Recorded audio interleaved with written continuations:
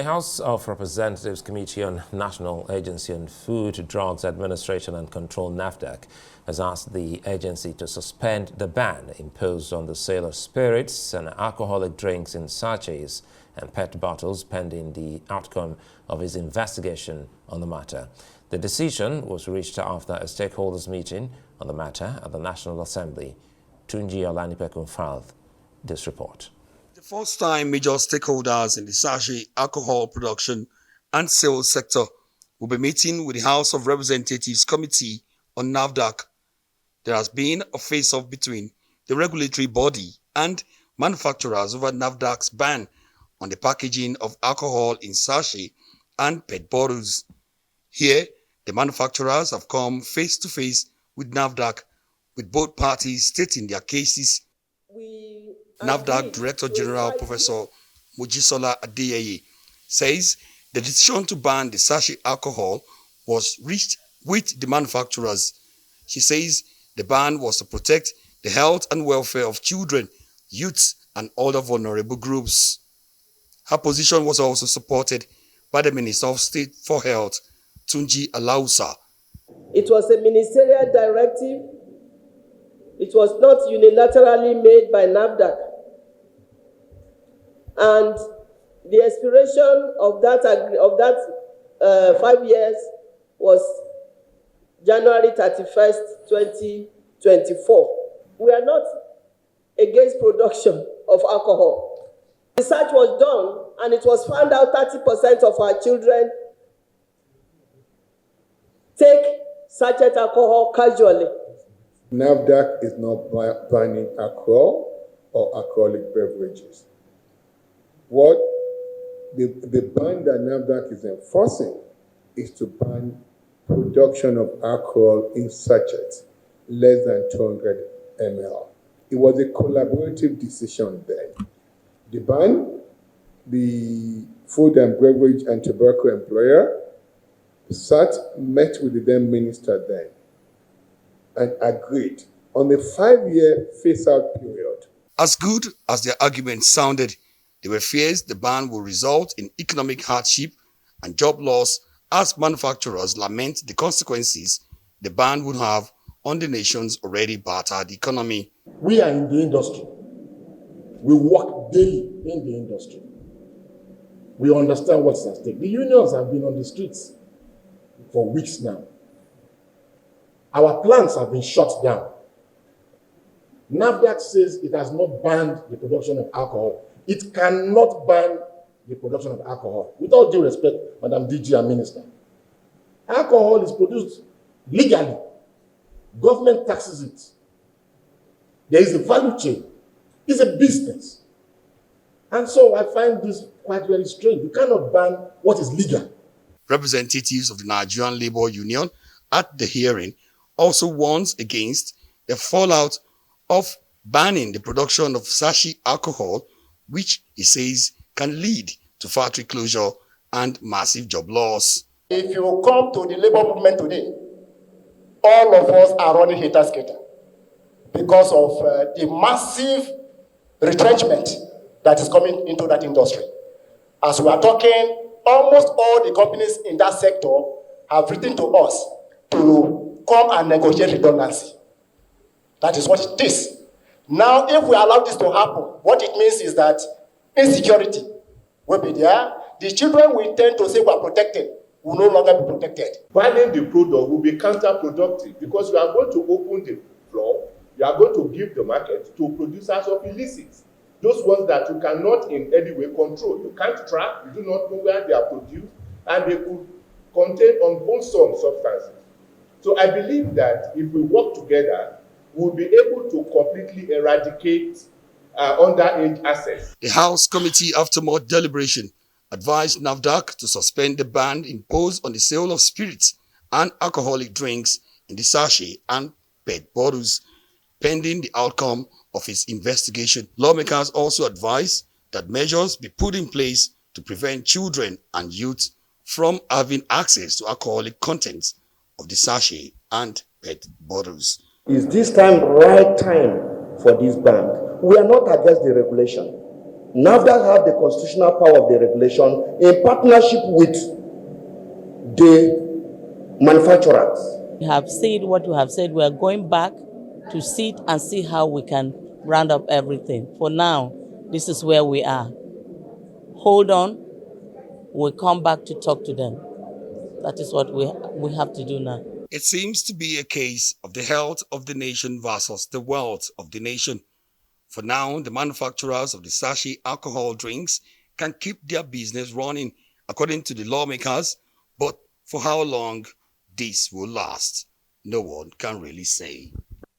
That's a big question that must be answered, and that's why we have Christopher Omolabi, who is the General Counsel of the Distillers and Blenders Association of Nigeria. He's joining me from our Lagos studios. Good to see you, Christopher, and thanks for your time. Now, there seemed to be some kind of relief, temporary albeit, but let us in on how the conversation has been going before you got to the National Assembly between the distillers and NAFDAC. Good evening, viewers. It's a pleasure to be here. Thanks for having me on. To start with, we would want to express our profound thanks to the House Committee on NAFDAC for their patriotic and fatherly intervention in this situation. I must say to you, this is an existential threat. The decision by NAFDAC, the unilateral decision by NAFDAC to announce this ban and immediately begin enforcement without any opportunity to the businesses to adjust themselves, to take steps to do anything, is rather very draconian. And if the House Committee had not stepped in, there would have been incredible damages, irreversible damages done to the businesses that is being carried on across the country by local investors, Nigerian investors, working with Nigerian capital and employing hundreds of thousands of Nigerian people and millions across the value chain. In relation to the conversation that has been going on, NAFDAC has been very evasive. They have not been helpful. They have not been communicating. NAFDAC has chosen to have a single and narrow point of view. Ban.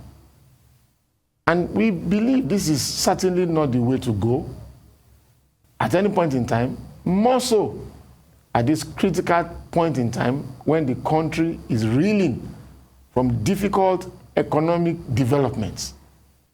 I do not think we need to restate what is already in the public domain, that these are difficult times. And NAFDAC is not doing anything to help this government that is struggling to renew the hope of the people of this country through its Renew Hope agenda. They are not in any way communicating with us. As a matter of fact, our people have been in front of their offices around the country, picketing, protesting. They have not even bothered to engage. No word of succor, no attempt to even try to understand our point of view. All they want to do is destroy the businesses of our local investors. Let me come in here, to say the least. Christopher Omolabi, let me come in here. I spoke with the DG of NAFDAC on Newsnight, and specifically, she said that wasn't the intention of NAFDAC. Basically, they're looking at our future, our children. She says many children have gone out to abuse these very small, sachet alcoholic beverages that some of your colleagues sell to the people. Well, like I did say before the House Committee, the DG of NAFDAC was present. She's been economical with the truth. Indeed, she's taking liberty with facts. She's taking the view that if she makes a statement, nobody's going to question the narrative she's putting out. There is no statistical or scientific evidence to back up what she's saying. She's actually playing the emotive card. She knows if she mentions children, if she mentions the future, everybody will say, oh, this is the real reason why she's doing this. But if I may say, if you say someone should not produce something in small doses, but you then say they can produce it in large doses, the same thing, mind you, because alcohol is legal, NAFDAC approved our packaging. NAFDAC is aware of what we do. They are in our factories. They come for inspection. Standard Organization has certified our products. The customs, the FIRS, all of them are involved in all that we do officially. So when she makes this point and says children, future, of course everybody begins to think, oh, this is why she's doing what she's doing. But there is no scientific proof. There's no data. As a matter of fact, the research that was ordered by the Interministerial Committee came to a different conclusion and recommended access control as against ban. So I just believe that the DG holds this nation a patriotic duty to protect the country's economy, more so the country's local investors.